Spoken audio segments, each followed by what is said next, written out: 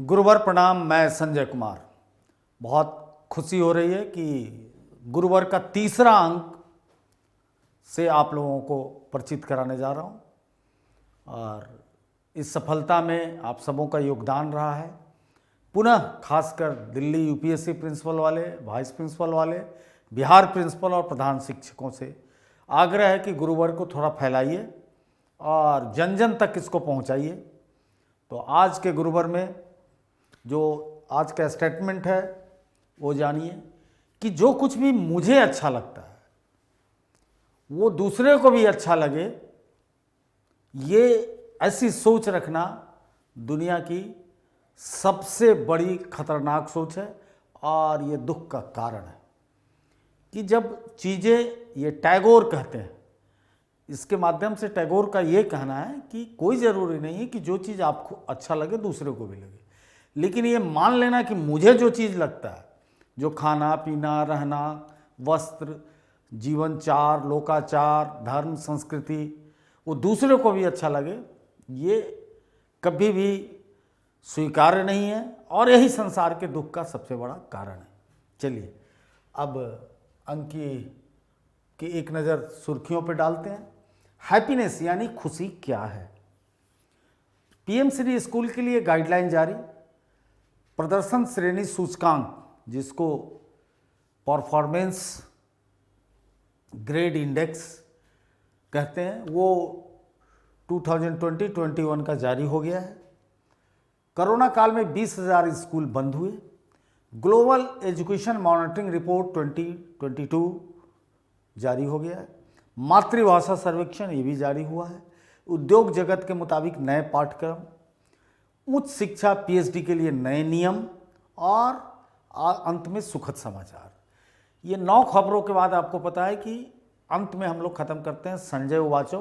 तो आज संजय उवाचो में गुरुवर रविन्द्रनाथ टैगोर की किताब शिक्षा पे हम चर्चा करेंगे। अब चलिए पहले खबरों पर नज़र डालते हैं, फिर बात करते हैं। एक बहुत बड़ा डिबेट पूरे वर्ल्ड में एजुकेशन में हैप्पीनेस को लेके हो रहा है, एज वेल एज दिल्ली सरकार ने भी इस मॉडल को अपनाया। क्योंकि हैप्पीनेस की ज़रूरत स्कूल में कभी नहीं थी। जो परंपरागत स्कूल थे वहाँ की व्यवस्था ऐसी थी कि हैप्पीनेस थी अपने आप, लेकिन आज पढ़ रही है। तो क्या इसके कारण है पढ़ने के? तो शहरीकरण इसका सबसे महत्वपूर्ण कारण है।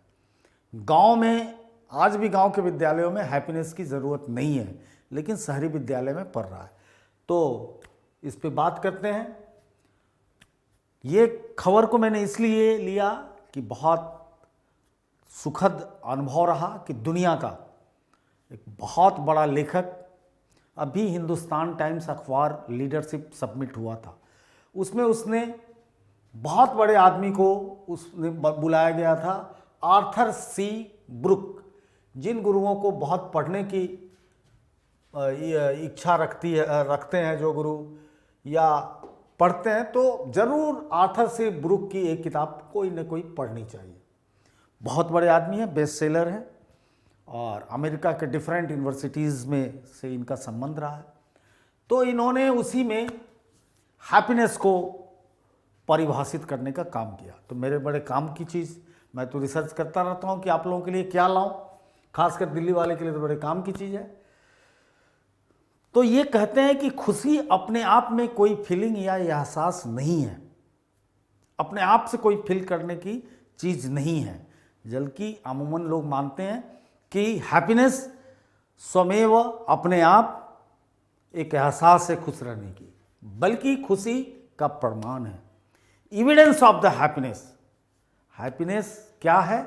तो आपके हैप्पी रहने का एविडेंस है, प्रमाण है। कितनी बड़ी बात कहते हैं कि हैप्पीनेस कोई फीलिंग नहीं है।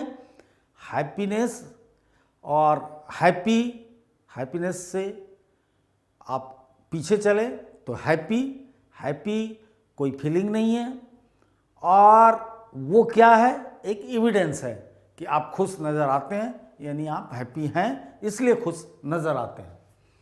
खुशी 3 चीज़ों के कॉम्बिनेशन से, संयोजन से बनती है। पहली चीज़ है अपने जीवन का आनंद।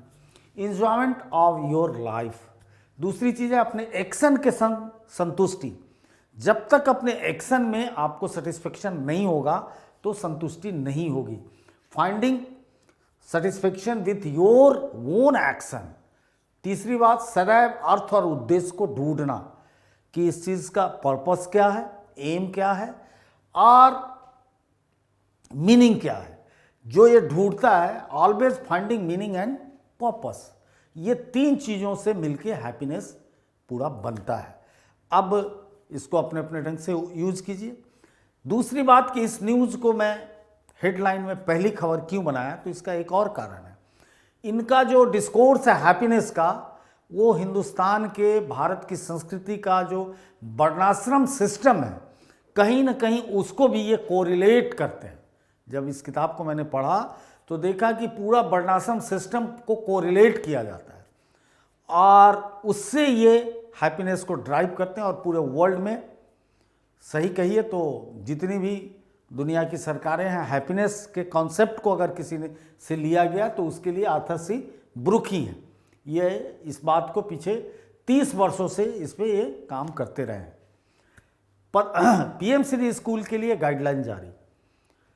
जैसा कि नई शिक्षा नीति में पीएम श्री स्कूल की घोषणा की गई थी, एक कल्पना की गई थी कि देश के अंदर 14,500 स्कूल, यानी हर ब्लॉक में एक प्राइमरी स्कूल और एक मिडिल स्कूल को इसके अंतर्गत लाया जाएगा, जो एक मॉडल होगा जहाँ की सारी व्यवस्थाएं पूरे एक ब्लॉक में होगा तो पूरे ब्लॉक के लिए मानक बनेगा।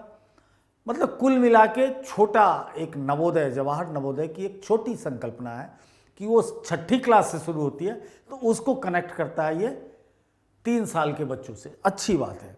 तो उससे एक इसका स्वरूप आवासीय भी होगा और बहुत सारी चीज़ें इस पर सोची जा रही हैं। लेकिन फिलहाल सिलेक्शन प्रोसेस चालू हो गया कि कहाँ कहाँ किनको किन राज्यों को ये मिलेगा। तो शिक्षा मंत्रालय ने गाइडलाइन जारी किया। इसके आधार पर देश में करीब 2.5 लाख सरकारी स्कूल दूसरे चरण में प्री सिलेक्ट किया गया है। यानी 2.5 लाख स्कूल पीएम श्री के लिए अपनी दावेदारी कर सकेंगे। स्क्रीनिंग हो गया, होना 14,500 को ही है। शिक्षा मंत्रालय ने पीएम श्री स्कूल में चयन को लेकर गाइडलाइन जारी किया। उसके तहत चयनित होने वाले सरकारी स्कूल को 3 चरणों से गुजरना होगा। पहले चरण में सिर्फ ऐसे राज्य आएंगे जो पहले से शिक्षा मंत्रालय के साथ, भारत सरकार शिक्षा मंत्रालय के साथ उनका समझौता होगा या समझौता फाइनल स्टेज में है, और उसको आश्वासन देना होगा कि अपने राज्य में पूरी तरह से शिक्षा नीति 2020 को लागू करेंगे। तो देखिए, बहुत अच्छी बात है कि केंद्र राज्य के बीच, जैसा कि आप जानते हैं कि एजुकेशन क्या है, कॉन्करेंट लिस्ट में है, समवर्ती सूची में है, तो बहुत सारी जिम्मेवारियां राज्य की होती है। तो केंद्र इसके द्वारा एक बहुत बढ़िया काम कर रहा है कि राज्यों को कह रहा है कि भाई हम तभी आपको ये सुविधा देंगे जब आप शिक्षा नीति 2020 को लागू करेंगे। ऐसा कंडीशन आज़ादी के बाद किसी शिक्षा नीति में देखने को नहीं मिला, और जिसका परिणाम है कि दिल्ली से लेकर जहाँ भी जाइए तमाम ढंग की राइट टू एजुकेशन आने के बाद भी न छात्र शिक्षक अनुपात का मेंटेन है, न हर स्कूल के पास प्राचार्य हैं, न हर स्कूल के पास प्रधान शिक्षक हैं 7वीं तक के लिए।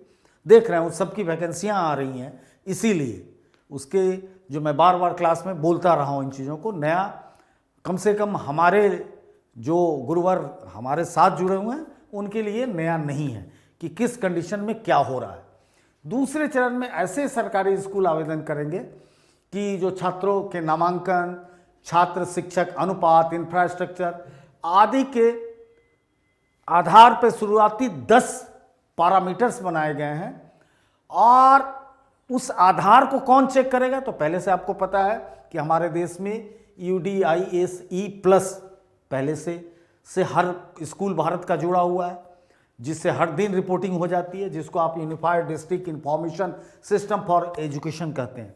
उसके रिपोर्ट पे होगा और वो सीधा शिक्षा मंत्रालय भारत सरकार से जुड़ा हुआ है, जहां आप सब डेली रिपोर्ट करते हैं। तो उसमें 10 मानक हैं। बिल्कुल वही मानक हैं जो राइट टू एजुकेशन के ही हैं, अलग से कुछ नहीं है। तो पहला कि शिक्षा नीति को अक्षरशः पालन करना होगा। दूसरा 10 मानक स्टैंडर्ड को पूरा करना होगा जिसमें वही बातें हैं जो राइट टू एजुकेशन कहती है। तीसरा, चयन के तीसरे चरण में 68 ऐसे मानक पूरा करना होगा जो एजुकेशन के क्वालिटी के लिए जरूरी है, गुणवत्ता के लिए जरूरी है। मंत्रालय के मुताबिक इसके तहत आवेदन करने वाले प्रत्येक स्कूल को इन सभी 68 मानकों को लेकर खुद अपना ब्यौरा देना होगा और इससे जुड़ी जितनी भी जानकारियां होंगी ऑनलाइन उसका दस्तावेज, उसका डॉक्यूमेंट प्रेजेंट करेंगे। उसके बाद उसका सत्यापन करा जाएगा और जो इसमें फिट बैठ जाएंगे उनको ये मौका मिलेगा। और तीसरी बात कि कोई इससे निकल ना जाए तो साल में इसके लिए 2 साल का समय दिया जाएगा और 2 साल में वो मानकों को पूरा करके फिर से आवेदन कर सकते हैं। 2 इयर्स के बाद उनका टाइम एक्सपायर कर जाएगा। 2 साल के बाद उनका समय एक्सपायर कर जाएगा और 2 साल में वो 8 बार अप्लाई कर सकते हैं, 8 टाइम्स। बहुत इंपॉर्टेंट है, जो लोग भी शिक्षा जगत से जुड़ा कोई भी एग्जाम दे रहे हों, दिल्ली में वाइस प्रिंसिपल या बिहार में प्रधान शिक्षक, झारखंड में कोई भी सीटेट, कहीं भी इसको मत भूलिएगा, इसको जरूर याद रखिएगा कि 2 इयर्स का टाइम लिमिट है और 8 बार आवेदन करना है, यानी साल में 4 बार आपको मौका मिलता है।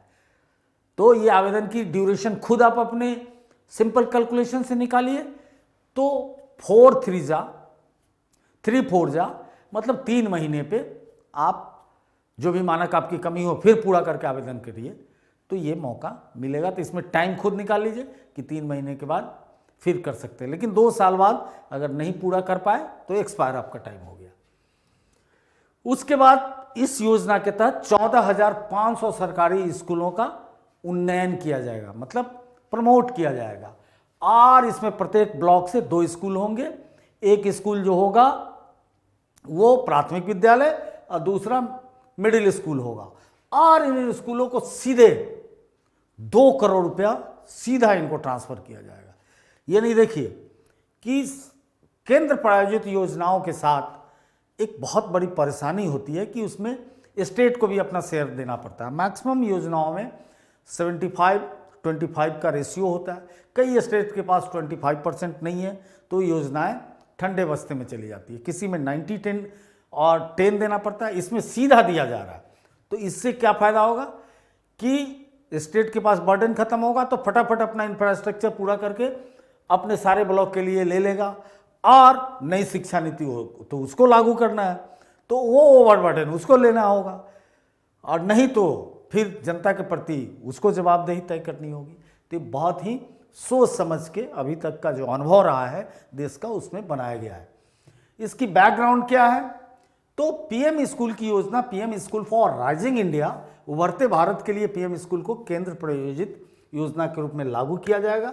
इस परियोजना की कुल लागत अभी 5 वर्षों के लिए 27,360 करोड़ रुपया है और इसकी खूबी क्या होगी कि इसका जो पेडागॉजी है यानी शिक्षा शास्त्र अधिक एक्सपीरियंस बेस होगा, इंटीग्रेटेड होगा और खेल खिलौना, जैसे बच्चे हैं 3 साल वाले जाएंगे तो उनका पूरा प्ले बेस उनका करिकुलम होगा। तो धीरे धीरे क्या होगा कि मास्टर करिकुलम नीचे चला गया तो और ब्लॉक के स्कूलों के लिए लागू हो गया, डिस्ट्रिक्ट के लिए। तो एक तरह से करिकुलम भी डिफाइन कर दिया ताकि राज्य कल होकर चिल्लाता है कि अरे करिकुलम आप 100% कैसे बनाएंगे, मेरी संस्कृति अलग है, मेरा लोकाचार अलग है, मेरा जलवायु अलग है, मेरा भौगोलिक परिदृश्य अलग है और उसमें बहुत सारे खेल होते हैं। तो एक स्टैंडर्ड करिकुलम लागू हो गया तो बट नेचुरल है ये करिकुलम स्प्रेड करेगा, फैलेगा और कहीं ना कहीं पूरे देश में एक मानक करिकुलम की बात जो होती है वो होने लगेगी। फिर उत्सुकता आधारित, खोज आधारित, शिक्षक विद्यार्थी केंद्रित, चर्चा आधारित, फ्लैक्सी, खूब इंटरटेनिंग, ये सारे चीज़ें इस करिकुलम का पार्ट होगा जो ऑलमोस्ट ये करिकुलम भी आ चुका है, प्रत्यक्ष रूप से नहीं लेकिन आप सबको मैं बता चुका हूँ कि सीसीई का करिकुलम निकल चुका है, उसकी किताबें भी बन रही हैं। चलिए अब दूसरा है प्रदर्शन श्रेणी सूचकांक 2012-21 जारी हुआ। वेरी इंपॉर्टेंट डॉक्यूमेंट है जिसके द्वारा देश को पता चलता है कि कौन कितना पानी में है, कौन कितना नारे के सहारे स्कूल चला रहा है, शिक्षा को चला रहा है, कौन रियल चला रहा है। तो परफॉर्मेंस ग्रेडिंग इंडेक्स पीजीआई 21 केंद्रीय शिक्षा मंत्रालय द्वारा जारी किया गया है। बहुत गौर से देखिएगा भाई, जो भी परीक्षा होने वाली है सब में इससे सवाल होंगे, चाहे इंटरव्यू हो रिटेन हो। इसको कोई no one can spare it, जो करेंगे अपने रिस्क पे करेंगे, क्योंकि पूरा कंसेप्ट आपका क्लियर हो जाएगा। इसकी पहले मुख्य बातें क्या है, तो पीजीआई संरचना में 70 इंडिकेटर्स में 1000 अंकों का कुल भार शामिल है, यानी 17 इंडिकेटर्स हैं और इस इंडिकेटर्स के लिए मार्क्स तय किए गए हैं 1000 नंबर, यानी 70 प्रश्न हैं और 1000 नंबर के हैं, मोटा मोटी समझिए। तो इन्हें आगे 2 श्रेणियों में डिवाइड कर दिया गया है। 2 श्रेणी क्या है, तो एक है परिणाम रिजल्ट और दूसरा है शासन और प्रबंधन में को सामूहिक किया गया है, यानी कंबाइंड किया गया है। शासन यानी एडमिनिस्ट्रेशन और मैनेजमेंट, और पहला है परिणाम। तो ये 70 संख्या 2 भागों में बट गया, फिर इसको 5 डोमेन में डिवाइड किया गया है। तो 5 डोमेन में 4 केवल परिणाम के हिस्से का है और 1 मात्र शासन और प्रबंधन के हिस्से का है। तो क्या क्या है सीखने के परिणाम, पहला learning outcome, LO learning outcome इसको बोलते हैं, चूंकि अंग्रेजी वाले भी हैं हमारे। पहुंच SSA, इंफ्रास्ट्रक्चर और सुविधाएं IF, इक्विटी E, और शासन प्रक्रिया में केवल गवर्नेंस प्रोसेस GP को डाला गया है। तो 4 परिणाम के हैं और 1 शासन और प्रबंधन के, ये 5 डोमेन है। इस 5 डोमेन को कभी नहीं भूलना है। अब देखिए परिणाम आउटकम, इसके कुल 4 डोमेन हैं। अब इसमें कैसे मार्किंग किया गया है, तो सीखने का परिणाम LO, इसमें 9 सूचकांक को डाला गया है। इसमें कोई उप सूचकांक नहीं है, सब इंडिकेटर नहीं है, और इसके कुल मार्क्स 180 हैं इस 9 के, यानी 9 दूना 18, 9 2 जा 180, 20 नंबर का एक इंडिकेटर इसका है। पहुंच SS, इसमें 8 इंडिकेटर्स हैं, इसके भी उप सूचकांक नहीं है, 80 हैं, ये 10 के हैं। एक बड़ा सिंपल सा मैथमेटिक्स है। इंफ्रास्ट्रक्चर और सुविधाएं IF, ये 11 है, और इसके 2 सब इंडिकेटर भी हैं, इंफ्रास्ट्रक्चर एंड फैसिलिटीज़ के, तो ये 150 के बनते हैं। और चौथा है इक्विटी E, इसके हैं 16 सूचकांक और 18 उप सूचकांक, सबसे ज़्यादा है। ये भी एक अपने आप में क्वेश्चन है कि किसके सबसे ज़्यादा है किसके नहीं है, इस सब पे ऑब्जेक्टिव क्वेश्चन बनता है। और इसके कुल मार्क्स हैं 230। अब सबसे ज़्यादा किसका है, इक्विटी का है, हिस्सेदारी।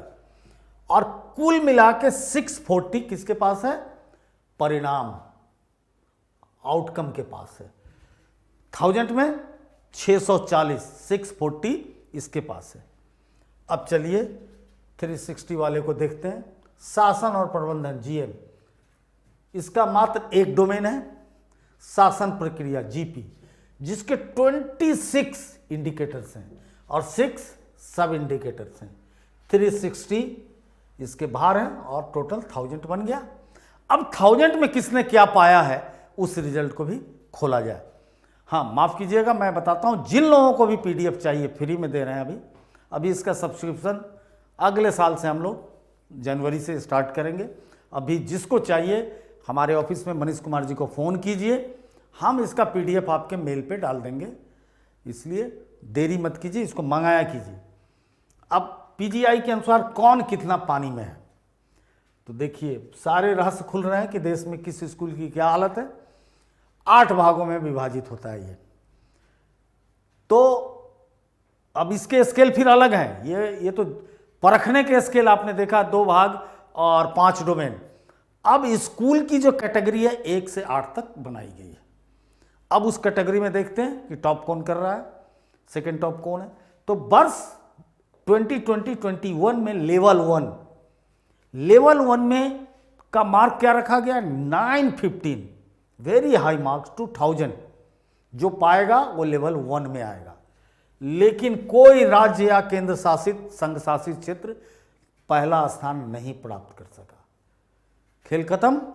अब 2 नंबर, तो 2021 में लेवल 2 जिसका मार्क्स है 901 to 950 में 6 राज्य और 1 संघ शासित क्षेत्र ने इस दावेदारी को हासिल की है। तो इन राज्यों को सैल्यूट मिलना चाहिए। पहला आंध्र प्रदेश, उसके बाद चंडीगढ़ यूटी में, सिंगल चंडीगढ़ राज्य में, फिर गुजरात, केरल, महाराष्ट्र, पंजाब और राजस्थान। तो समझ गए 6 राज्य, आंध्र प्रदेश, 2 दक्षिण के, याद रखिए आंध्र प्रदेश और केरल, और गुजरात महाराष्ट्र 2 पश्चिम के, ज्योग्राफिकली समझ लीजिए, और पंजाब राजस्थान। देखिए राजस्थान की दावेदारी आधा चली जाती है पश्चिम के हवाले, आधा चली जाती है हम लोगों के नॉर्थ के हवाले। तो नॉर्थ में कुल मिला के राज्य में पंजाब ही आया है, प्योर नॉर्थ, और यूटी में चंडीगढ़। ठीक है, अब चले नेक्स्ट। लेवल 2 में कौन लोग आए हैं? 3 में, पहला में तो कोई नहीं आया। इसमें था 851 to 900 किन लोगों ने पाया। तो कुल दर्जन भर राज्यों और संघ शासित क्षेत्रों ने इस स्टेटस को प्राप्त किया है लेवल 3 में। 7 इसमें राज्य हैं: हरियाणा, तमिलनाडु, हिमाचल प्रदेश, उत्तर प्रदेश, कर्नाटक, पश्चिम बंगाल और उड़ीसा। तो हरियाणा, तमिलनाडु, फिर देखिए साउथ का एक छूटा हुआ था, और कर्नाटक और तमिलनाडु, तो इसमें आ गया। और इधर नॉर्थ से प्योर हिमाचल भी आ गया, हरियाणा भी आ गया, उत्तर प्रदेश भी आ गया, और पश्चिम बंगाल, उड़ीसा भी आ गया। और संघ शासित क्षेत्र में अंडमान निकोबार द्वीप समूह, पुडुचेरी, दादर और नागर हवेली, दमन दीव, ये एक ही है, अब सब मिल चुका है। दादर, नागर हवेली, दमन और दीव, लक्षद्वीप, और राष्ट्रीय राजधानी क्षेत्र दिल्ली तीसरे में आया है। अब बात करते हैं लेवल 4, 801 से 850 में 4 राज्य हैं: असम, छत्तीसगढ़, झारखंड और त्रिपुरा, और 2 यूटी हैं, जम्मू कश्मीर और लद्दाख। इस श्रेणी में कुल मिला के 6 राज्य और 2 संघ शासित क्षेत्र हैं। वर्ष 2021 में लेवल 5, 750 to 800 में कुल 6 राज्य हैं: बिहार, गोवा, मध्य प्रदेश, मिजोरम, सिक्किम और तेलंगाना। अब देखिए कि बिहार, गोवा, मध्य प्रदेश, मिजोरम, सिक्किम और तेलंगाना। अब देखिए तेलंगाना एक राज्य बन गया, साथ साथ है मध्य प्रदेश के, सॉरी आंध्र प्रदेश के, लेकिन कितना पीछे चला गया। चलिए नेक्स्ट लेवल 6। लेवल 6 में 4 राज्य हैं: मणिपुर, मेघालय, नागालैंड और उत्तराखंड। अब ये देखना है कि नॉर्थ ईस्ट के स्टेट बहुत अच्छा परफॉर्मेंस नहीं कर रहे हैं। इसका एक मेजर कारण है कोविड का प्रभाव, कि बहुत नॉर्थ इंडिया से हमारे पूर्वोत्तर के राज्यों में कोविड के चलते शिक्षा व्यवस्था सबसे ज़्यादा डैमेज हुई है।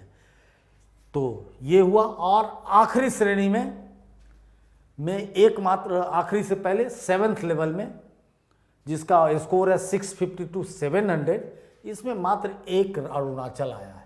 तो सबसे पिछड़ा अरुणाचल है, और लास्ट 8वें में कोई राज्य नहीं है, 7 तक लॉक हो जाता है, और सबसे पिछड़ा अरुणाचल हो गया, ये याद रखिएगा। अब इसमें 10 से 12 MCQ बनते हैं, अब ढंग से आप बना लीजिएगा, ढंग से समझ लीजिएगा। चलिए अब इसका बैकग्राउंड समझिए कि PGI बहुत पुरानी चीज़ नहीं है, ये बिल्कुल नई चीज़ है, मात्र 3 वर्षों से ये लागू है। तो इसकी शुरुआत शिक्षा मंत्रालय भारत सरकार ने, कि स्कूली शिक्षा और साक्षरता विभाग, department of school education and literacy ने अभी तक मात्र 3 रिपोर्ट जारी किया: 2017-18, 2017-18, 2019-20 और 21-21। 3 रिपोर्ट अब आई है। अब इसमें एक सवाल उठता है कि इसके आंकड़े कैसे जुटाए जाते हैं। ऐसा तो नहीं है कि कोई मनमानी कर रहा हो, क्योंकि केंद्र राज्य में विषम सरकारें हैं, तो बिल्कुल सबसे ऑथेंटिक जिससे आप भी जुड़े हुए हैं कि United district information system UDISC plus और नेशनल अचीवमेंट सर्वे, बहुत बड़ी संस्था है, मिड डे मील पोर्टल जहाँ पे डेली भरना है, ये सब सारे डेली के हैं, और मैनेजमेंट इंफॉर्मेशन सिस्टम जिसको MIC कहा जाता है, बहुत इंपॉर्टेंट चीज़ है।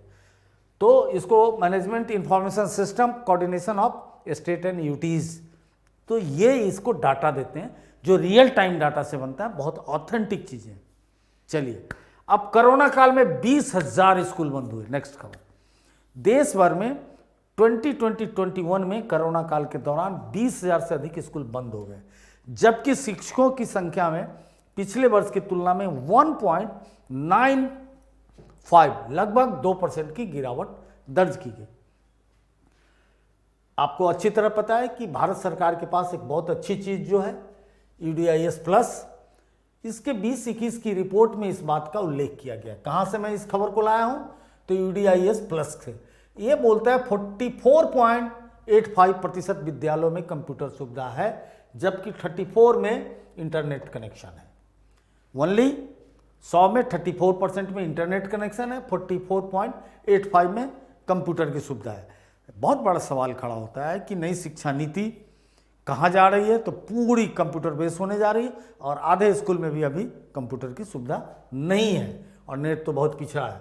रिपोर्ट में कहा गया है कि 2021-22 में स्कूलों की कुल संख्या 14.89 लाख है। टोटल देश में 14.89 लाख स्कूल हैं, जबकि 2021 में इसकी संख्या हो गई थी 15.09 लाख थी। तो क्या हुआ कि आज और 2021 के आंकड़े में 20% का डिफरेंसेज आ रहा है कि 15 लाख था और 14.89 लाख था। अब ये गिरावट हुई क्यों कि 15% से 14.89 क्यों पहुंची? तो इसका मेन कारण है कि निजी और अन्य प्रबंधन के तहत आने वाले विद्यालय ज़्यादा बंद हुए। क्यों बंद हुए? तो 27% विद्यालय में ही विशेष जरूरत वाले बच्चों के लिए शौचालय है। बहुत बड़ा राइट टू एजुकेशन देखिए कहाँ मर रहा है कि ओनली 27% विद्यालयों में ही विशेष ज़रूरत, जो किसी न किसी रूप से दिव्यांग है या फिजिकली चैलेंज है, उनके लिए शौचालय की व्यवस्था है। उनमें 49% में रैंप और उस पर चढ़ने के लिए सहारा और सुविधा की व्यवस्था है, जबकि सब जगह होना था। नामांकन पर कोरोना वायरस महामारी का प्रभाव का विवरण देते हुए रिपोर्ट में कहा गया है कि कोविड का प्रभाव हालांकि सभी पर पड़ा, किंतु यह विशेष रूप से पूर्व प्राथमिक कक्षाओं जैसे छोटे और संवेदनशील बच्चों के नामांकन में देखा गया। इस गिरावट की वजह कोरोना के कारण दाखिलों में स्थगित रखा जाना भी हो सकता है, चूंकि एडमिशन को रोक दिया गया। तो ये लेटेस्ट आपको इंफॉर्मेशन मिला। अब ग्लोबल एजुकेशन मॉनिटरिंग रिपोर्ट 2022, हालांकि मैं बता दूं कि ये गुरुवर ऐसी चीज़ है कि कोई भी युवा, टीचर छोड़ दीजिए, IAS की भी तैयारी कर रहा है, UGC, नेट, कुछ भी स्टेट का, एजुकेशन न्यूज़ से खबर बनती, वो क्वेश्चन पूछे ही जाते हैं, और इतना ऑथेंटिक की सोर्स के साथ कि हम जो कुछ भी पढ़ा रहे हैं उसका सोर्स क्या है बता रहा हूँ। तो इसका फ़ायदा उठाइए और मंगाइए, इसको लेट मत कीजिए। यूनेस्को द्वारा ये जारी किया जाता है ग्लोबल एजुकेशन मॉनिटरिंग रिपोर्ट। आप अच्छी तरह जानते हैं कि इंटरनेशनली UNO का एक अनुसांगिक इकाई है, एक उसके अंदर काम करने वाली यूनिट है जो एजुकेशन पे सबसे ज़्यादा जिसका पार्टिसिपेशन होता है। ये स्टेक होल्डर हर जगह बनता है शिक्षा में, चाहे कोई किसी राज्य की शिक्षा व्यवस्था हो या भारत सरकार की हो, तो वो हर साल इस पर रिपोर्ट जारी करता है। वो कहता है कि पिछले 8 साल में खुले प्रत्येक 10 स्कूल में 7 यानी 70% निजी स्कूल हैं। बहुत दुखद बात है कि जिस चीज़ को स्टेट करना है, लेकिन कितने तेजी से प्राइवेटाइजेशन हो रहा है कि 10 में से 7 स्कूल निजी है। भारत में 2014 के बाद से स्थापित 97,000 स्कूल में से करीब 67,000 निजी और गैर सरकारी सहायता प्राप्त स्कूल है। यानी आज से करीब ये 7 साल का डाटा है। विद इन 7 ईयर 97,000 स्कूल खुले, 97,000, जिसमें 67,000 स्कूल निजी और गैर सहायता प्राप्त स्कूल हैं। रिपोर्ट के मुताबिक पिछले 30 सालों में दक्षिण एशिया ने दुनिया के बाकी हिस्सों को पीछे छोड़ते हुए शिक्षा के क्षेत्र में तेजी से विस्तार किया है। एक अच्छी बात है कि साउथ एशिया में, फिर समझ लीजिए कि दक्षिण एशिया से हमारा क्या मतलब है, तो हिमालयन स्टेट ऐसे शुरू करेंगे। तो अब अफगानिस्तान को हम भी गिन लेते हैं। अफगानिस्तान, हम भारत 2, नेपाल 3, भूटान 4, फिर नीचे आते हैं। ये तो हिमालयन भारतीय उपमहाद्वीप जिसको कहते हैं, लोग गलती से श्रीलंका को भी कहते हैं, उनको ज्योग्राफी की गलती माफ़ कीजिए। उसके बाद श्रीलंका, उसके बाद मालदीव और बांग्लादेश। तो बांग्लादेश भी हिमालयन रेंज में आता है। आपको पता है कि हिमालय समुद्र के नीचे भी है और ऊपर से लेकर तो, और पाकिस्तान। तो दक्षिण एशिया का मतलब इतना ही मतलब है कि बाकी हिस्सों को छोड़ते हुए शिक्षा के क्षेत्र में तेजी से भी विस्तार हुआ है।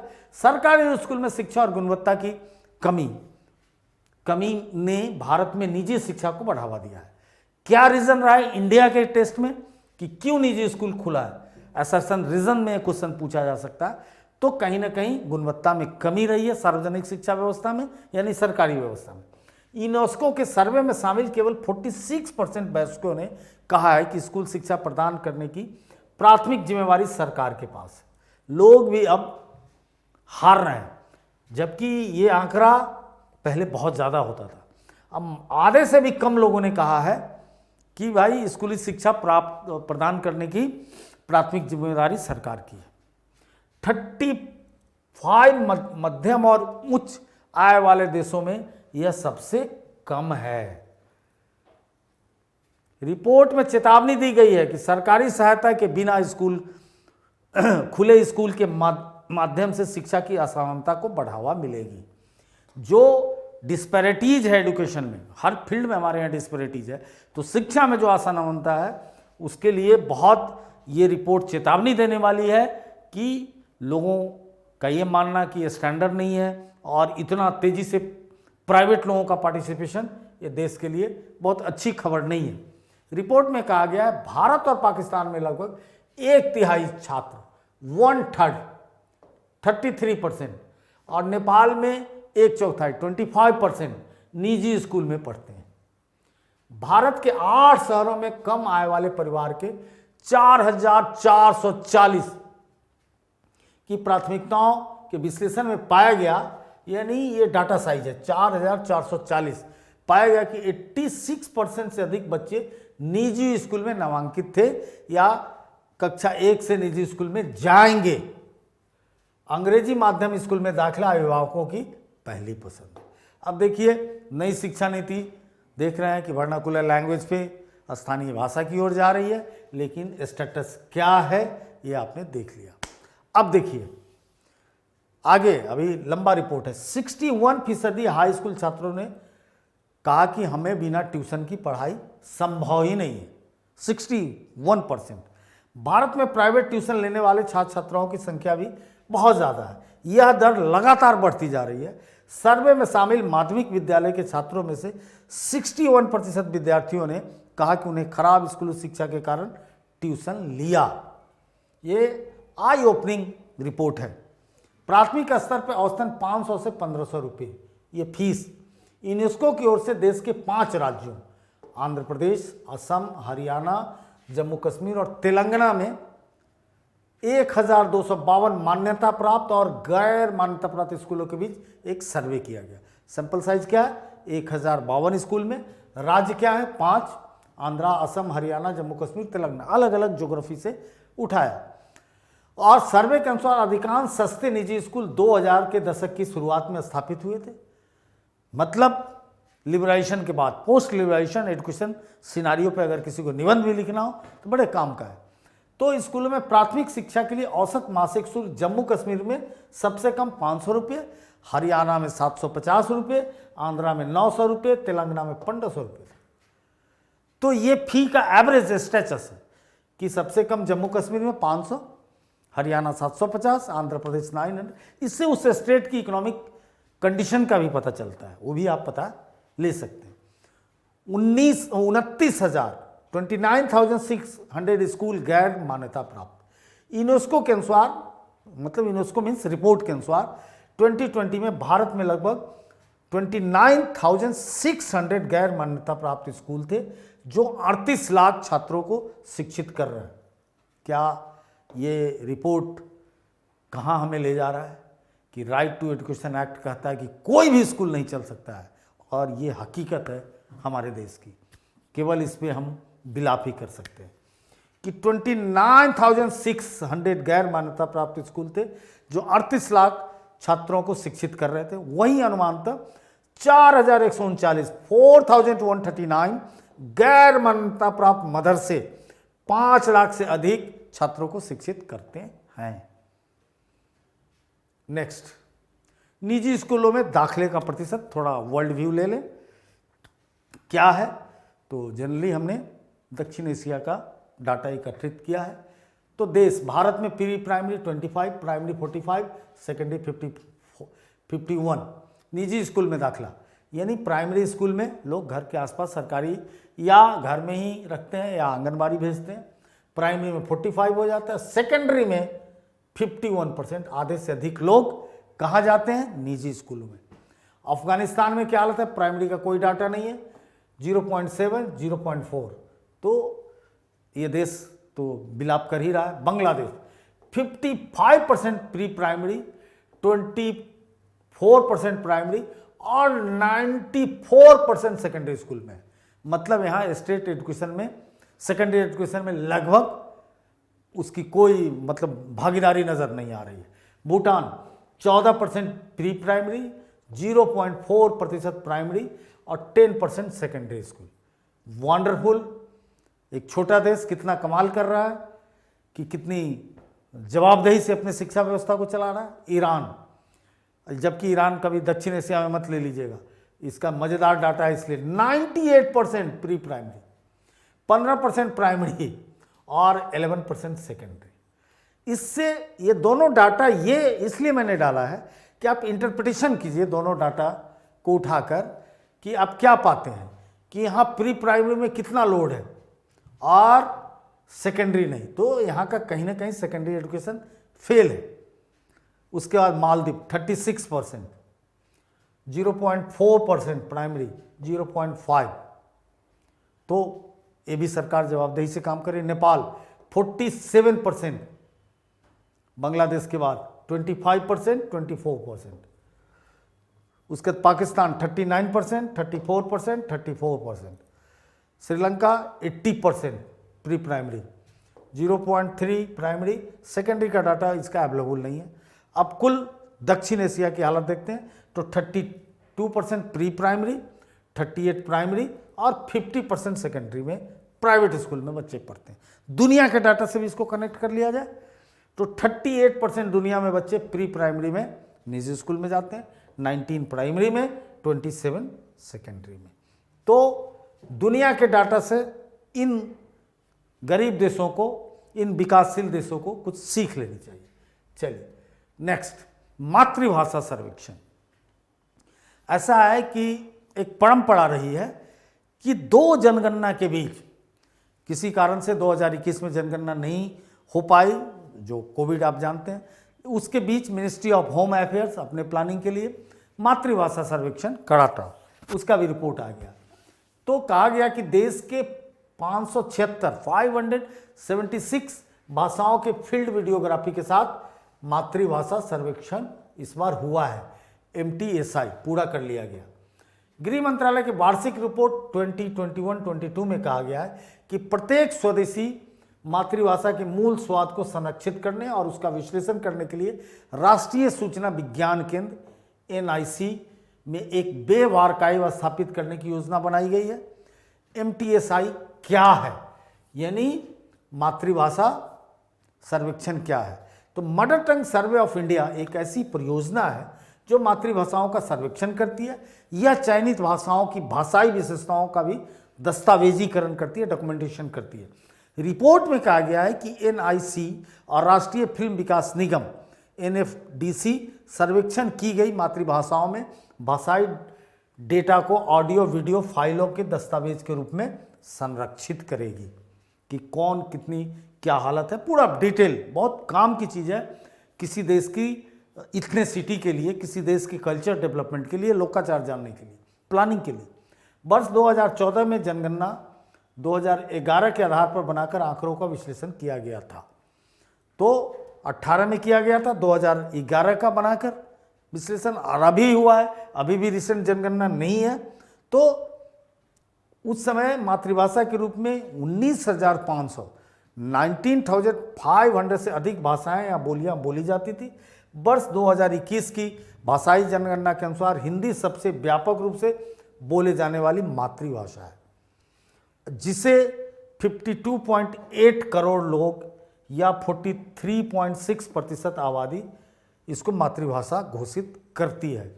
अब ये इसका बढ़ना हिंदी वाले को खुश नहीं होना चाहिए। बहुत सारी आपकी भाषाओं की हत्या हुई है, इस पे बाद में डिबेट करेंगे। इसके बाद बांग्ला है, जो 9.7 करोड़ व्यक्तियों की मातृभाषा है और इसका जनसंख्या प्रतिशत 8 है। इस पे खूब एग्जाम में क्वेश्चन पूछेंगे। देश का कोई एग्जाम नहीं, IAS PCS कि जहाँ इससे रिलेटेड क्वेश्चन नहीं है, इसलिए इसको हर कोई पढ़े तो अच्छा लगेगा मुझे। अब चलिए, जो हमारे गुरुवर तो जानते ही हैं कि मैंने पहले ही बताया था, जब शिक्षा नीति पढ़ाई थी, स्टार्ट ही किया था कि कहाँ से कनेक्ट होने जा रहा है, तो इंडस्ट्रियल डेवलपमेंट से होने जा रहा है, मार्केट ओरिएंटेड। तो आ गया उद्योग जगत के मुताबिक नए पाठ्यक्रम, new curriculum as the desire of the ministry of मतलब इंडस्ट्री के हिसाब से बन रहा है। तो उद्योग जगत की ज़रूरत और डेवलपमेंट सेक्टर में master in development practice course शुरू करने की बात चल रही है। Master in development practice course, MBA के दिन लद गए दुनिया में बहुत जल्दी। अब MBA चाहे आम ही क्यों ना हो, अब वो स्कूल अपने दूसरे रूप में आपको दिखाई देंगे। सबके कोर्सेज बदलने जा रहे हैं, ये याद रखिएगा। इसके अलावा 1 वर्षीय मास्टर इन इंजीनियरिंग कोर्स को भी ज़्यादा व्यापक तरीके से शुरू करने की योजना है। इस संबंध में कई स्तरों पर विचार विमर्श चल रहा है कि इसमें भी, और हर कोर्स को मास्टर को साल के अंदर ही लाने की बात है और प्रैक्टिकल नॉलेज ज़्यादा देने की बात है। नई शिक्षा नीति के तहत बड़े पैमाने पे आवश्यकता नेसेसिटी बेस्ड शिक्षा का खाका तैयार किया जा रहा है। इसमें 1 साल का MA इंजीनियरिंग कार्यक्रम करने वाले पेशावर के लिए लाभप्रद होगा, जबकि डेवलपमेंट प्रैक्टिस विषय पर मास्टर कार्यक्रम इस क्षेत्र के कर्मियों को प्रशिक्षित करेगा। AI और data science, artificial intelligence and data science, digital health care जैसे क्षेत्र में PhD कार्यक्रम भी होंगे, जो मेरे गुरु तो पहले से जान रहे थे कि क्या सब धीरे धीरे होगा। अभी चुनिंदा संस्था ही इस कार्यक्रम को शुरू कर रही है। डेवलपमेंट प्रैक्टिस में विशेषज्ञता हासिल करने पर स्थानीय और अंतर्राष्ट्रीय दोनों जगह पे विकास संस्थानों में काम करने का अवसर मिलेगा। तो ये काम को सबसे पहले IIM करने जा रहा है, ठीक है, तो इसको जरूर समझिए। कार्यरत लोगों की विशेषज्ञता आधारित कोर्स से अपने कार्य क्षेत्र में ज़्यादा बेहतर कर पाने की संभावना बढ़ेगी। बट नेचुरल स्नातक छात्रों को गरीबी, जनसंख्या, स्वास्थ्य संरक्षण, जलवायु परिवर्तन, मानवाधिकार जैसे वैश्विक सतत विकास चुनौतियां, सस्टेनेबल डेवलपमेंट चैलेंजेस को बेहतर ढंग से पहचानने और संबोधित करने की आवश्यक कौशल और ज्ञान प्रदान किया जाएगा। में यह कोर्स काफ़ी इंपॉर्टेंट है। Master of development practice, MDP का युवा पेशेवरों को भी इससे बहुत फायदे होंगे। अब इसी के अंदर कुछ विषयगत क्षेत्र पाठ्यक्रम में शामिल हो सकते हैं, जैसे पॉवर्टी एंड अनइक्वालिटी, गरीबी और असमानताएं, सामाजिक और पर्यावरणीय न्याय, सोशल एंड इन्वायरमेंटल जस्टिस बहुत जरूरी है। तेजी से बदलती जलवायु परिवर्तन के कारण और प्रभाव, cause of climate change and impact, कुछ ऐसे विषयगत क्षेत्र जिनका समावेशन नए पाठ्यक्रम में हो सकता है, इंडक्शन उनका हो सकता है, इंक्लूजन हो सकता है। दुनिया के कई देशों में यह डिग्री सार्वजनिक नीति यानी पब्लिक पॉलिसी, सार्वजनिक स्वास्थ्य, पब्लिक हेल्थ, शिक्षा और प्राकृतिक और सामाजिक विज्ञान के पाठ्यक्रम के साथ साथ समग्र प्रशिक्षण प्रदान करती है। भारतीय संस्थानों में भी इस पर अब ध्यान रखा जाएगा। अब उच्च शिक्षा में PhD के नए नियम बड़े काम की चीज़ है, खासकर हमारे UGC नेट वाले जो बच्चे हैं उनको समझ जाना चाहिए, सिलेबस बदल चुका है। तो UGC ने PhD doctor of philosophy degree पर नए नियम को अधिसूचित कर दिया है, जिसमें कॉलेज और विश्वविद्यालय में डॉक्टर कार्यक्रम को संचालित करने वाली पात्रता, मापदंड, प्रवेश प्रक्रिया, मूल्यांकन विधियों में बहुत बड़ा चेंज किया गया है। यानी इलिजिबिलिटी और उसका स्टैंडर्ड और एडमिशन प्रोसेस, इवैल्यूएशन मेथड्स में बहुत बड़ा एक्सटेंसिव चेंज किया गया है। संदर्भित पत्रिकाओं में शोध पत्रों को प्रसारित करने या सम्मेलन प्रसारित करने की अनिवार्यता आवश्यकता को समाप्त कर दिया गया। पहले क्या होता था कि डायरेक्टेड एक अलग खेल था कि उसमें आपके 2 आलेख आपके रिसर्च पेपर से जुड़े हुए चीज़ों पे छपना चाहिए और आपको पेपर प्रोड्यूस करना चाहिए कॉन्फ्रेंसों में, लेकिन इससे कोई भला नहीं हुआ और एक तीसरे मार्केट को खोल दिया। पूरे लोग इसमें बहुत ढंग की अनियमितताएं। नई EWS श्रेणी के लिए भी प्रवेश की पात्रता में 5% अंक की छूट दी गई है।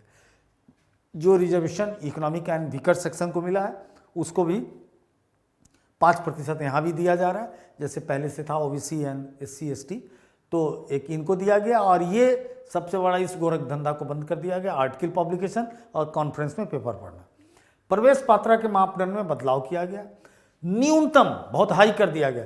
75% मार्क्स वाले 4 ईयर ग्रेजुएट सीधे PhD के लिए एलिजिबल हो जाएंगे, लेकिन या इसके बराबर जो ग्रेड होगा, और ये 4 वर्षीय ग्रेजुएट के लिए जो 8 सेमेस्टर पास करके आएंगे तो PhD के लिए पात्र होंगे। तो 4 साल के UG प्रोग्राम के बाद PhD कर सकते हैं। और जिन्होंने 1 वर्षीय PG किया है, कई बार क्या होगा, ये 4 वर्षीय को अगर किसी कारण से सीट नहीं मिला, नहीं PhD में हुआ, तो ये अगर मास्टर करना चाहेंगे तो इनके लिए 1 ही साल का मास्टर है, तो ये प्रवेश कर सकते हैं। अब कोई है कि 3 वर्ष के बाद वो सीधा मास्टर करने चला गया, तो उसको 2 साल का मास्टर करना होगा, वो इसमें एलिजिबल हो सकता है। उसके बाद MPhil कोर्स खत्म हो चुका है और जो पहले से MPhil में एडमिशन ले चुके हैं वो अपना पूरा कर लें, उनके लिए टाइम दिया गया है। PhD दाखिला प्रक्रिया में बड़ा बदलाव किया गया है। नेट JRF योग्यता के साथ साथ संस्थान अपने स्तर पर प्रवेश परीक्षा लेने को स्वतंत्र है, जो हो भी रहा है। कई संस्थान नेट और JRF को नहीं मानता है। ठीक है, JRF है, स्कॉलरशिप मिलेगा बच्चों को, लेकिन दिल्ली यूनिवर्सिटी में भी JNU में मैक्सिमम जगह आप अपना भी टेस्ट प्रोसेस चालू हो गया, तो वो ले सकते हैं। और पाठ्यक्रम में बहुत बड़ा बदलाव, 50% क्वेश्चंस केवल रिसर्च मेथोडोलॉजी से होंगे। अगर जो लोग इसके लिए करना चाहते हैं तो स्ट्रेट फॉरवर्ड 15 जनवरी से इस पर क्लास अलग से करेगा। बहुत बढ़िया तैयारी हम लोग रिसर्च मेथोडोलॉजी पे कर रहे हैं, तो ये सूचना भी आप लोग बताइएगा लोगों को। और 50% विषय से जुड़ा होगा और 50% क्वेश्चन अब केवल रिसर्च मेथोडोलॉजी से होगा। तो ये कॉमन हो गया और 50% सब्जेक्ट से।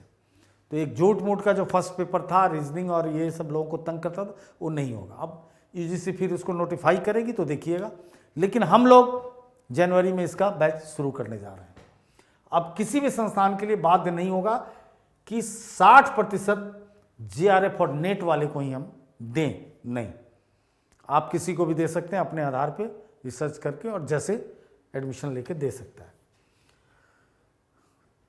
70% अब कोई PhD के लिए एंट्रेंस टेस्ट करता है, एलिजिबिलिटी टेस्ट लेता है, तो उसके पर्चे के क्या नियम होंगे, तो 70% रिटेन होगा, समझ गए। और सपोज दैट अगर 70 नंबर का क्वेश्चन होगा तो आधा तो रिसर्च मेथोडोलॉजी का और 30% इंटरव्यू को दिया जाएगा। फिर प्रोफेसर के लिए पहले की तरह कोई यूनिवर्सिटी प्रोफेसर है तो 8 लोगों को PhD करा सकता है। एसोसिएट प्रोफेसर है, सह प्राध्यापक है तो 6, असिस्टेंट प्रोफेसर है तो 4 लोगों को। इसमें कोई चेंज नहीं किया गया, यानी उसके गाइड बन सकते हैं। अगर किसी टीचर का 3 साल से कम नौकरी बची हुई है, अभी जैसे 65 है, अगर टीचर 62+ में चले गए तो वो PhD नहीं कराएंगे, यानी नए शोधार्थी उनको नहीं मिलेगा। कई बार होता था ट्रांसफ़र हो जाता था, लेकिन अब ऐसा नहीं होगा। और प्रत्येक पर्यवेक्षक घरेलू PhD का अनुमत संख्या से 2 अतिरिक्त अंतर्राष्ट्रीय शोध, यानी कोई भी जो गाइड बनेंगे पीएचडी के, ये तो संख्या है ही। मान लिया यूनिवर्सिटी प्रोफेसर हैं, दिल्ली यूनिवर्सिटी के 8 बच्चों को करा रहे हैं, लेकिन वो चाहें तो 2 अतिरिक्त उनको अगर फॉरेनर कोई रिसर्च करने आता है तो 2 करा सकते हैं, तो 10 मिल जाएगा। अगर असिस्टेंट प्रोफेसर करा रहे हैं तो वो 2 अगर हो गए तो 6 हो जाएंगे, एसोसिएट हैं तो 8 हो जाएंगे। बड़े काम का एमसीक्यू बनता है। साथ साथ एक नई बात की गई है कि पार्ट टाइम पीएचडी भी होगा, और उसके लिए भी लगभग वही सारे नियम हैं। अब इस सेगमेंट का एक अच्छी खबर से ख़त्म करना चाहता हूँ। मेरी इच्छा रहती है कि खबरों को शुरू अच्छी से करूँ और एंड भी अच्छी से। तो सुखद समाचार, ये सबको जानना चाहिए। ये महाराष्ट्र के जिला सांगली की खबर है कि देश में सरकारी शिक्षा का स्तर सुधारने के लिए सरकार द्वारा तो बराबर प्रयास होता रहा है, लेकिन समाज अगर इसके लिए आगे आए तो वाकई में बहुत सुखद होगा। तो महाराष्ट्र के सांगली जिले में एक ऐसा उदाहरण आया है जो पूरे देश के लिए रोल मॉडल बन सकता है। जिले में सरकारी स्कूल के बच्चे का शैक्षणिक आकलन किया गया तो बहुत ही बुरा था, और फिर वहाँ का डिस्ट्रिक्ट बोर्ड, जिसको कहते हैं जिला परिषद, ने के प्रयास किया और 5,000 शिक्षक और 1.25 लाख 1.25 लाख से अधिक बच्चों के संग अभिभावकों को भी प्रशिक्षित करना शुरू किया। यानी सारे स्टेक होल्डर को, teacher as well as student and guardian. ये जो बराबर मैं कहता हूँ कि सरकारी जो लड़ाई है 8 आवर वर्सेस 16 आवर्स का, जो आपके पास नहीं होता है और कमज़ोर होता है, निजी स्कूल में ये बात नहीं होती है। तो इस बात को, इस पॉलिसी को समझा और उसने ये तय किया, और उसका फल बहुत सुखद रहा।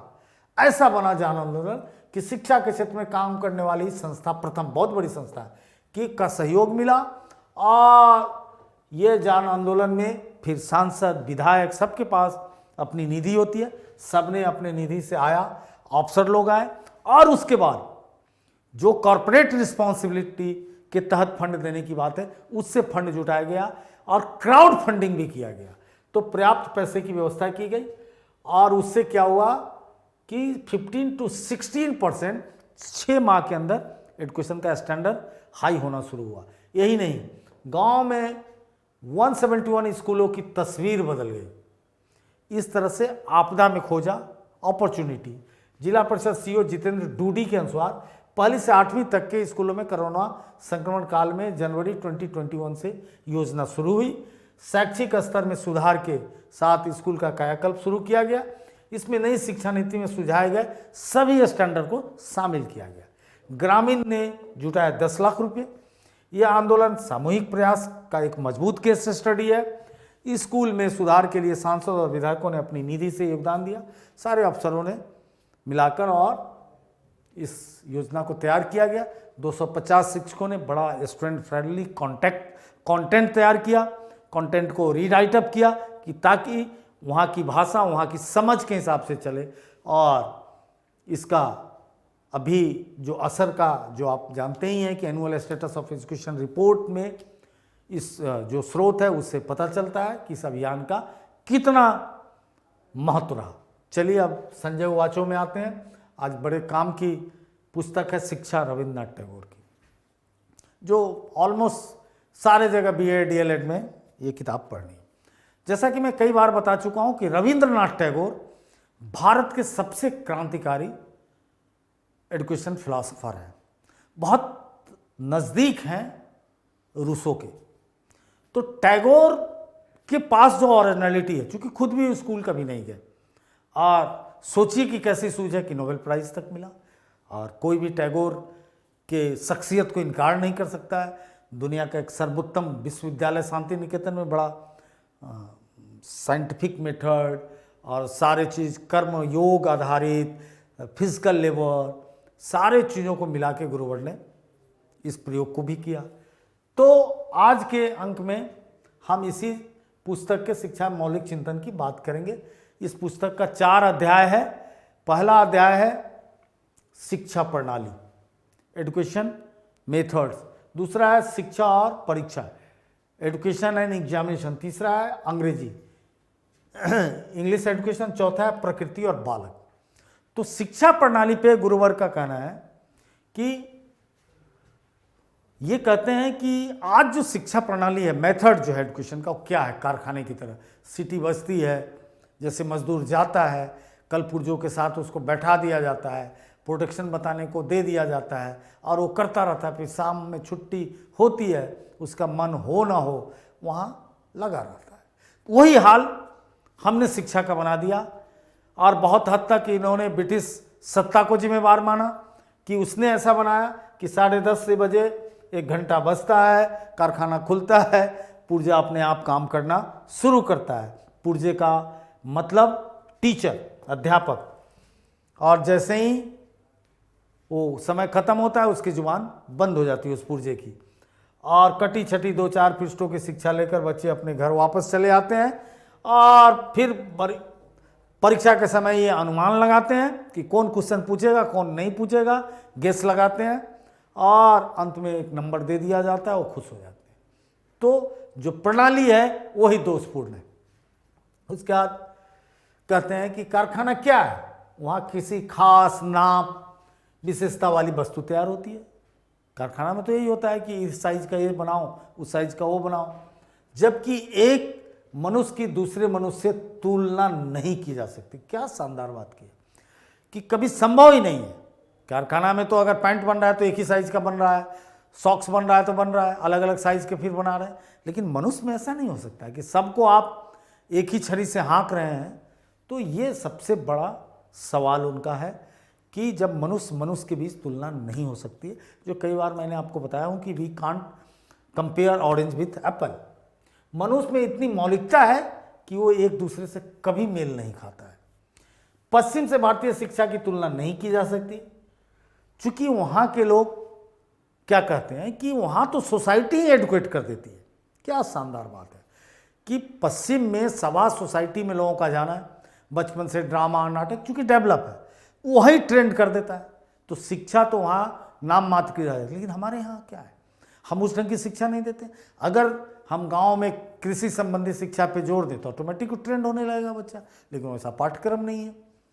तो ये समझने की बात है कि पश्चिम की तुलना से नहीं, चूंकि सभा सोसाइटी में रह के ही वो मनुष्य बन जाता है। केवल विद्यालय और महाविद्यालय थोड़ी सी सहायता करते हैं, बिल्कुल सही बात है। आज भी पश्चिम इसलिए आगे कि इस ढंग का लाइब्रेरी फैसिलिटी, लिखने का और तमाम डिबेट और तमाम चीज़ों में इंगेज करके ही उसे आगे बढ़ा देता है। वहाँ सामाजिक स्थिति भिन्न नहीं होती। भारत में शिक्षा हासिल करना बड़ा कठिन है, कोई बहुत गरीब है, बहुत अमीर है, सोशल कितने डिसऑर्डर हैं, कितने प्रॉब्लम्स हैं, और गुरुवर उस पर सोचते हैं। लेकिन पश्चिम में जात धर्म या धर्म की समस्या है, लेकिन उस रूप में नहीं है। जैसे हम लोगों के यहाँ धर्म के हिसाब से अलग शिक्षा है, अलग भाषा है, वो चीज़ संकट नहीं है पश्चिम में। और इकोनॉमिक जो डिस्पैरिटी, डिसिमिलरिटीज़, जो विविधताएं, भिन्नताएं, असमानताएं अपने यहाँ वहाँ नहीं है, इसलिए वहाँ जीवन कठिन नहीं होता है। उसके बाद भाषा की समस्या, जो घर की भाषा है वही शिक्षा की भाषा है। लेकिन यहाँ क्या है, बोले कि हिंदी को अभी मैंने खबर दी है कि मातृभाषा बन गई, लेकिन सच पूछिए तो हिंदी किसी की मातृभाषा नहीं है। लेकिन जैसे मैं अपना उदाहरण देता हूँ कि मैं बिहार से हूँ, मैं भी बजिका है मेरे घर की भाषा, लेकिन कोई बजिका का कॉलम ही नहीं रहेगा।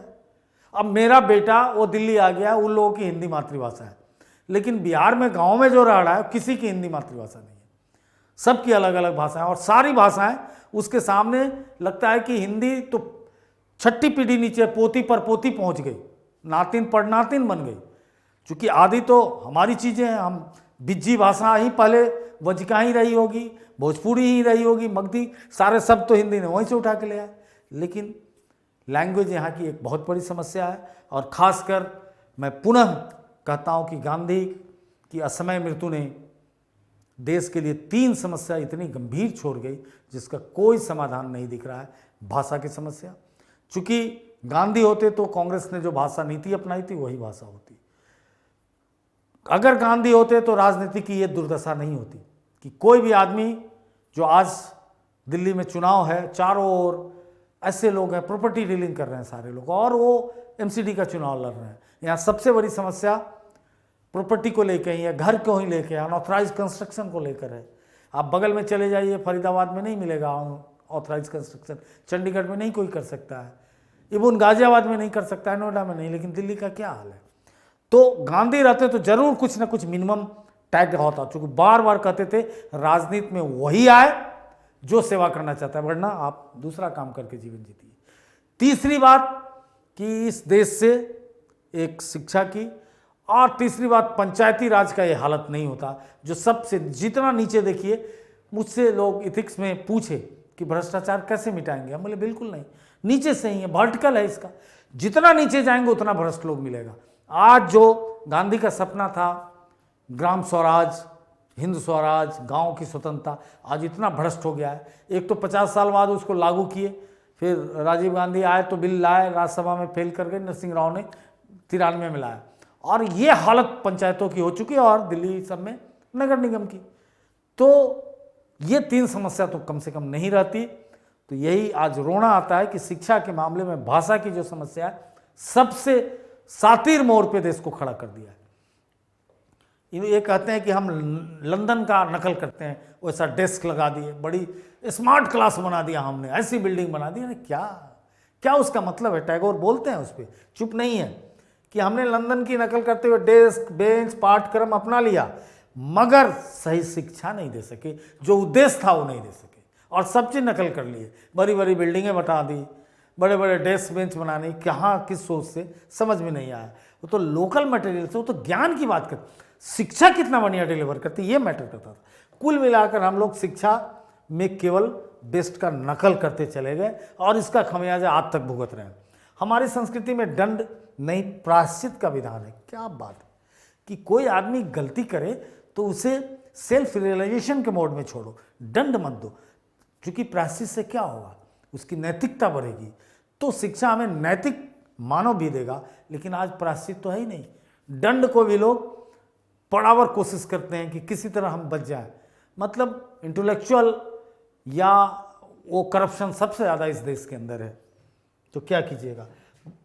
और कहते थे कि दंड तो दूसरा देता है, प्रायश्चित अपने आप अंदर से आता है, जबकि प्रायश्चित व्यक्ति के अंदर से आता है, उससे व्यक्ति अपने आप को इंट्रोस्पेक्ट करता है, अपने को झांकता है, और सदैव उससे एक ऊर्जा प्राप्त करके आगे बढ़ने की कोशिश करता है। दंड में तो फैसला हो गया कि तुम्हें 10 नंबर कट गए, तो ठीक है कट गए, लेकिन अगर उसको प्रायश्चित करने के लिए छोड़ दिया जाए, जो भारत की परंपरा थी, जो हमारे गुरुकुल का सिस्टम था प्रायश्चित करने का।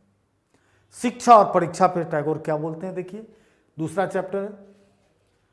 उन्होंने अपने समय के आयरलैंड के एक अंग्रेजी अखबार था स्पीकर, शिक्षा संस्कार पे एक लेख उसमें प्रकाशित हुआ था। तो उस लेख पे कहते हैं गुरुवर कि सोचिए जरा, स्पीकर, चूंकि आयरलैंड की एक विशेषता है कि एक समय आया कि केवल आपका मतलब हिस्टोरिकल मिस्टेक में मत रहिए कि आपके नालंदा और विक्रमशिला को ही किसी ने तोड़ा है, हर सभ्यता में सब काम हुआ है। एक समय आया यूनान, रोम की सारी शिक्षा व्यवस्था खत्म हो गई, कुछ भी नहीं, ध्वस्त कर दिया गया, चूंकि आताताइयों से दुनिया भरा पड़ा हुआ है, एक से एक आताताई हुए हैं। तो केवल बख्तियार खिलजी को ही दोषी मत दीजिए, इतिहास को कम समझते हैं, इसलिए सारी चीज़ें बताइए, अरस्तु जैसी चीज़ों का एस्टैब्लिश चीज़ें सब कुछ खत्म हो गई। ये 7वीं सदी की बात है। ठीक ऑलमोस्ट देखते हैं कि भारत में भी थोड़ा नीचे 200-300 साल बाद हुआ, लेकिन मध्यकाल के उत्तरोत्तर की बात है, हम में थोड़ा नीचे मध्यकाल शुरू हुआ तो खत्म हुआ। लेकिन आयरलैंड ने उम्मीद जगा के रखी। आयरलैंड वही देश है जो ब्रिटेन के साथ ही है, बड़े लड़ के अपनी आज़ादी लिया था, कुछ पार्ट नॉर्दर्न आयरलैंड के ब्रिटेन के पास है और पूरा। तो आयरलैंड ने अलग जगा के रखा, और उस अलग से पुनः पश्चिम में शिक्षा का प्रसार हुआ। तो स्पीकर, आप नेट पे उस अंक को भी ढूंढ सकते हैं। तो आयरलैंड में यूनानी और लातिनी भाषाएं सिखाई जाती थी, लेकिन शिक्षा का माध्यम आयरिश भाषा ही था। कितना क्लियर है कि लैंग्वेज सिखाइए, उसमें कोई दिक्कत नहीं है। यहाँ भी लातिनी सिखाई गई, यूनानी सिखाई गई, नहीं तो ये दोनों भाषाएं खत्म हो जाती, लेकिन शिक्षा की भाषा आयरिश भाषा थी। आप इस गलतफहमी में ना रहें कि इंग्लैंड में हर कोई इंग्लिश ही बोलता है, नहीं, मिलता है, चूंकि शब्द उसमें लैटिन और यूनानी से ही आते हैं, लेकिन चारों प्रांत की अलग अलग भाषा है। ये कई बार बोल चुका हूँ कि वेल्स के लोग वेल्दी में बात करते हैं। अमेरिका में इतनी भाषाएं हैं, बस केवल एक शर्त है कि मिनिमम अंडरस्टैंडिंग इंग्लिश की होनी चाहिए अमेरिका में नागरिकता के लिए, लेकिन सबकी अलग अलग भाषा है। ऐसी दुनिया में कहीं भी भाषा के बदौलत ऐसा डिबेट नहीं खड़ा होता है जो अपने यहाँ होता है। तो ब्रितानी आक्रमण ने आयरलैंड की शिक्षा व्यवस्था को चौपट कर दिया। बाद में 19वीं सदी में वहाँ नेशनल स्कूल, राष्ट्रीय विद्यालय शिक्षा प्रणाली आरंभ हुई और आयरिश विद्वान जॉन मैकहेल, बहुत बड़ा नाम है, ने इसका विरोध किया, राष्ट्रीय विद्यालय शिक्षा प्रणाली, और अपनी भाषा की जगह दूसरी भाषा में शिक्षा वहाँ शुरू हुई। परिणाम क्या निकला? बच्चे तोते हो गए। जैसे ही अपनी भाषा में देंगे तो सोचेगा। मैंने पीछे पढ़ाया था ना लिक्विड इंटेलिजेंस और क्रिस्टलाइज इंटेलिजेंस, तो उसी तरह से तोता पैदा हुआ जब आयरलैंड ने गलती किया। तीसरा है अंग्रेजी शिक्षा। इसने शिक्षा के रचनात्मक स्वरूप को ही बदल दिया। जो शिक्षा से आनंद आता था वो आनंद नहीं रहा, और दूसरी ओर मनुष्य एक ओर बढ़ता है, शिक्षा दूसरी ओर चली जाती है। मतलब मिसमैच करने लगा एजुकेशन, कि हमारा मेंटल ग्रोथ, कल्चरल वैल्यूज, भाषा एक चीज़ लेके नहीं आती है, पूरी संस्कृति को अपने साथ ढोती है। इतनी उर्वरक है कि सबको पूरा पर्याप्त पानी और खाद देने का काम करती है। तो शिक्षा टुवार्ड्स राइट चल रहा है और हम लोगों का डेवलपमेंट टुवार्ड्स नॉर्थ हो रहा है या दूसरी दिशा में हो रहा है। यदि आप बच्चों को मनुष्य बनाना चाहते हैं और बचपन से ही मनुष्य बनाने की चेष्टा करेंगे तो वो बच्चे रह जाएंगे, मनुष्य नहीं बनेंगे। बचपन से स्मरण शक्ति पर ही सारा बोझ न लादकर बच्चों को अपनी विचार शक्ति और अध्ययन शक्ति को बढ़ाने का अवसर दें। यानी ज़बरदस्ती उसको एक सिस्टम में डालकर और ये करके एक रूटीन में ख़त्म हो जाएगा। ये कहते हैं कि ये काम कभी नहीं होना चाहिए, उसे पूरी आज़ादी मिलनी चाहिए, और जो कार्य हमारी शक्ति और क्षमता से बाहर है उसकी कोई करता है तो उसकी प्रशंसा नहीं, निंदा करनी चाहिए। मन की बात, मन के विचार और भाषा में अंग्रेजी शिक्षा ने एकीकरण को ख़त्म कर दिया। मन की बात अपनी भाषा में आती है, मन के विचार अपनी मिट्टी अपनी संस्कृति से आती है, और भाषा, ये तीनों में जो यूनिफिकेशन होना चाहिए नहीं। तो क्या हुआ? फ्रैगमेंटेड, खंडित सोच का व्यक्ति पैदा होने लगा। प्रकृति और बालक कहता है कि प्रकृति से बालक को अलग नहीं किया जा सकता है। जैसे उदाहरण देते हैं कि पैर है, तो पैर अगर नंगे हम चलते हैं तो पूरा बोझ लेके चलता है, लेकिन आज संस्कृति क्या हो गई है कि पैर को जूता हमने पहना दिया। एक समय आएगा कि मेज को हमने पहनाने लगे हैं लोग। जब होटल में देखते हैं कि मेज के ऊपर 2-2 कपड़े डाल दिए जाते हैं, तो ये ढकने की जो प्रवृत्ति है ओरिजिनलिटी को खत्म। अब वो पैर पूरे शरीर को लेके चलता था। प्रकृति ने तलबे में बड़ा अच्छा 99.99% लोगों के अंदर, तलबे के अंदर एक गहराई दी है, जिससे हवा का दबाव वहाँ कम होता है, पैर चिपकता चला जाता है। लेकिन जूता पहनाकर उसका आप बोझ जूता से ढुलवाते हैं और उसका भी ख्याल रखते हैं, उसको मौलिक नहीं रहने देते हैं। धन्य है टैगोर। 7 साल से अंदर तो कहते हैं कि बच्चे को स्कूल जाने ही नहीं देना चाहिए। अगर आप 7 साल से जानते हैं तो बच्चा खत्म हो जाता है। उसको 7 वर्ष तक अपनी पानी, अपनी मिट्टी, अपनी वायु, अपने लोग, उस सबको समझने दीजिए। और आज तक हम साहित्य में दूसरा नोबेल प्राइज़ नहीं पा सके ना, इतना कुछ खोलने के बाद भी।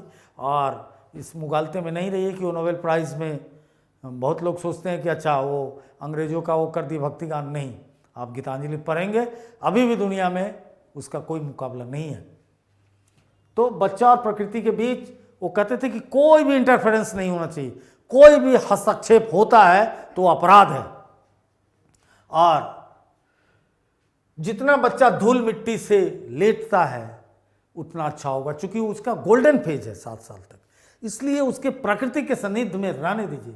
टैगोर के शब्दों में चारों ओर दुख फैलाने का कारण क्या है? जो अभी हमने स्टेटमेंट पढ़ा है कि हम अपने जैसे ही चाहें कि दूसरा भी हो जाए, ये दुनिया का सबसे बड़ा मतलब गलत काम है। आजकल क्या है, बाल अवस्था में ही पुस्तक रटनी पड़ती है, और जबकि मनुष्य का स्वभाव है कि जो चीज़ जब तक ज्ञानेंद्रियों के थ्रू उसके पास नहीं जाता है, जो कौन बोलता है, अरस्तु भी बोलता है कि भाई तर्क से काम नहीं चलेगा प्लेटो बाबा, जब तक ज्ञानेंद्रियों के थ्रू ज्ञान नहीं जाएगा कि गर्म है, ठंडा है, ये है, मीठा है, खट्टा है, तब तक नॉलेज अपने को क्या नहीं करेगा, अपना एक रेफरेंस नहीं बनाएगा, एक संदर्भ नहीं बनाएगा, समझ में ही नहीं आएगा। लेकिन हम उसको भुलाकर किताब के द्वारा नॉलेज दे रहे हैं, ये भी दुनिया का एक बहुत बड़ा पाप है। और पुस्तकें में क्या लिख दिया जाता है, पुस्तकें सदैव एक पर्पसफुल राइटिंग होती है, एक मनुष्य के उत्थान की बात उसमें नहीं होती है, जबरदस्ती उसके दिमाग को कहीं ना कहीं बांधने की बात होती है। तो गुरुवर, आज आपके आशीर्वाद से मैं गुरुवर का तीसरा अंक खत्म किया। अधिक से अधिक लोगों को बताइए, सबके काम आने वाली एक पत्रिका है, और आप लोग अब अच्छे खासे हमारे साथ जुड़ गए हैं। आप सबको एक ही ड्यूटी देता हूँ, अगर आपका ये शिष्य कुछ अच्छा कर रहा है तो उसे एक आंदोलन बनाइए। जय हिंद।